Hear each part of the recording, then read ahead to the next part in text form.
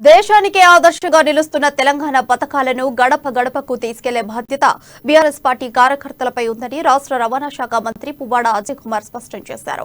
అభివృద్ధి సంక్షేమాల కార్యక్రమాలపై విస్తృత ప్రచారం చేయాలని పిలుపునిచ్చారు.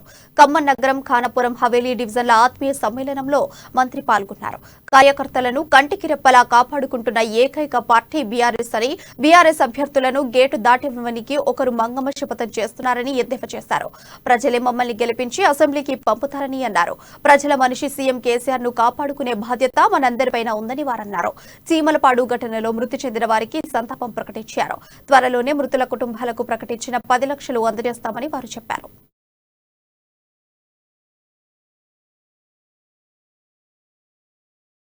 కార్యకర్తల బలం బీఆర్ఎస్ పార్టీకి ఎంత ఉన్నదంటే, ఈ రాష్ట్రంలో బీఆర్ఎస్ పార్టీకి ఉన్న సభ్యత్వం 60 లక్షలు.